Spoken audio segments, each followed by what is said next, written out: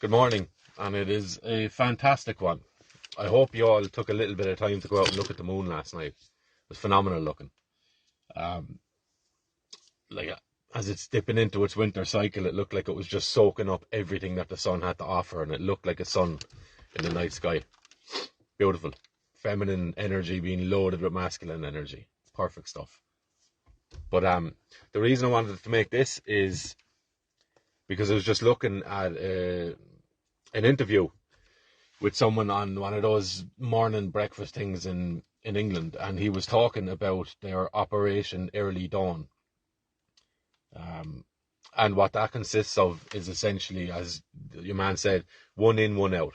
So he was referencing essentially protesters against what the British government are doing. And he was saying that in order to make space for these arrests, that he's either waiting to put people in or that he foresees, right? He's just reading the air and he knows that there's going to be loads of protesters and agitators and blah, blah, blah. So what he's essentially saying is we're going to pull criminals out that are midway through their sentence, take them out, put them on the streets, and anyone who has anything to say against this totalitarian British government, we'll make sure there's space for you, right? Open threats on national television, right? And you can see that there's people already been going to jail, being given lofty sentences for things that they're after doing in terms of protesting.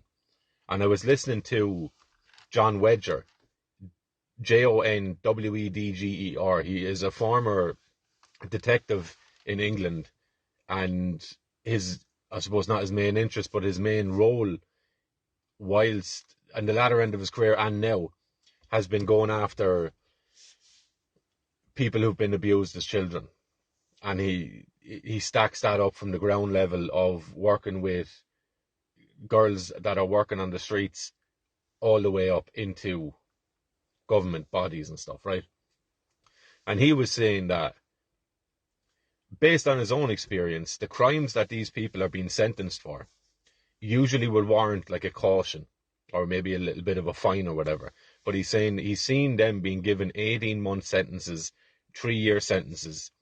And he's saying that it's total, not overreach, but it is incredibly severe punishments, most likely to act as deterrents for other people, right? And he references back student protests in 2008, I think, where students were protesting and they were hammered by the courts. And he says that he was saying, following on from that, how many student protests have you seen? Not many. And he attributes that to the custodial sentences imposed on these people, right? So, England now have totalitarian government. They're putting people in prison for saying, we don't want this government in control. The government's saying, we don't care. We'll show you, not only does your protest not matter, we'll also show you that there's nothing you can do about it. We'll grab you and put you in jail for however long we want, basically, right? And we'll take criminals out of jail, put them on the streets, and we put you in their place. Ha ha ha. How'd you like them apples? English people, come on, get up now. Where does that factor into Ireland? So in Ireland, you went from maybe a year ago, Drew Harris, is he former MI5? He worked with MI5 anyway in maybe some unofficial capacity. What did they say in CIA? Once an agent, always an agent sort of a thing. So is he still working with them? Is he still working for them? Who knows? But be that as it may, you look at the fruits of their labour, sorry. Bible stuff, right? Lovely. Gems and all sorts of things. So you will know them by their fruits. So what's he at? He went from last year saying that there is no real threat or risk of far-right violence to probably a year later, there is a guy who has been known now to have been radicalised by ISIS online, goes in and attacks an army barracks in the name of this ideology that he has. And what's the response? The response from Drew Harris, that sun is fine now. The response from Drew Harris is that the rise of right-wing extremist violence is substantial, or the risk of it is significant enough to probably follow exactly what England are doing now. So I would imagine coming down the line, people, and prior to an election, you're probably going to see some sort of declaration of a national emergency, which means probably something severe is going to happen prior to that. Okay? If a national emergency is declared in Ireland, the government gets to take control of media, as if they don't have it already. They get to take control of the economy. They also get to suspend the constitution, which I think is already at play, because if you go back to the COVID stuff, then these emergency powers that were introduced, were they ever taken off the table? Officially. Were they ever taken off the table, or are we still operating in a nation that the government is after declaring there to be a national state of emergency? Is that what we're still under? Is that why you're seeing these things? Right? Either way, you're seeing these things because these things are what these people want to do. But I would imagine also they can take media, the economy, constitution is off the table, which means you've no rights anymore. And they can also lock you up. We will see internment camps back in Ireland if things continue on the same trajectory that they're at. And I'm not really sure what people can do other than what we've been doing so far. Because as daunting as that might sound, and terrifying as that might sound to people, knowing that based on my opposition to what's going on, I'm absolutely a target.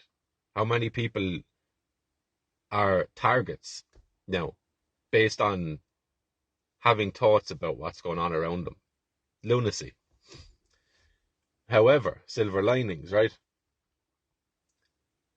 These entities and organizations have been working under the surface or behind the scenes for decades, centuries, well over 1,000 years in this country, if not 2,000, okay?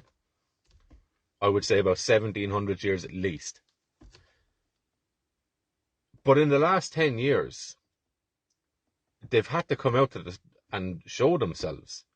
They've had to become more bold, apparent, and blatant in what they're doing, what they want to do, and what their overall goal is. If you could read, you don't even have to read between the lines.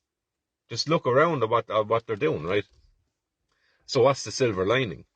The silver lining is they've been outed. They don't get to manipulate things from behind the scenes anymore. Everyone knows the people that are doing these things now. Joe, these politicians can't come out and try and save face and look, sure, we'll give you an extra tenner in the budget off your tax, and that's lovely, isn't it? And are we good now? That's not working anymore. So these people have had to reveal themselves as the absolute tyrants that they always have been. They've just been outed by, I would imagine, most people. I have yet to meet one person who is in any way grounded in reality that is trying to explain away what this government are doing. Irish people are amazing at rationalising oppression and tyranny. But I'm not meeting people who are trying to do that anymore. People are all open and they're saying, what's going on with that now? Meaning, I see that. You know? And that's a beautiful thing. So these horrors have had to out them. They've been outed. And they've had to batten down their hatches, and they have had to try and steamroll this thing that's going ahead. And that will mean locking up people for however long they want, essentially. However long they want. So they can either invoke a national state of emergency, I believe, leading up to the general election, and suspend the election, or there will be mass arrests of those who they see as being able to influence people by revealing the truth of the situation, which will inform people enough to be able to make conscious decisions on who they're voting for, right? Do I have much faith in the Irish people doing that? I actually do. To be honest with you, I do. We might not get a full exodus of these animals, but I think we might get enough people in there to be able to kick over the apple cart, so to speak. So there's silver linings in all these things, lads.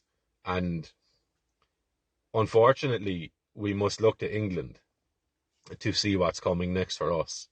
Okay? So if you haven't been switched on to what's going on in England, have a look. Have a look and also support these people. You know, a bit of encouragement, because why not? Because what their current situation is our fate if the current trajectory changes, which it has been changing. But look, crazy things. So be smart, don't be too reckless, and just continue to speak the truth. And if you have a day in court, or if I have a day in court, welcome that all day long. Welcome that court date all day long. You have a presumption of innocence until proven guilty in court, okay? They need to prove every single detail of the charge against you is legitimate, that it's applicable to you, and that they have jurisdiction to make those sorts of things over you as another human being. So if you get a day in court, welcome it. Welcome it. Force them to put their cards on the table. Were you active in encouraging protesters, or were you acting in inciting hatred? I was just sharing my thoughts. Just sharing my thoughts. Am I guilty of that? Yeah. They're revealed. So if you have a day in court, welcome it. And if anyone around or whatever ends up with a day in court, be there to support them. Stand into that courtroom and sit there and witness what's going on. Witness it for yourself.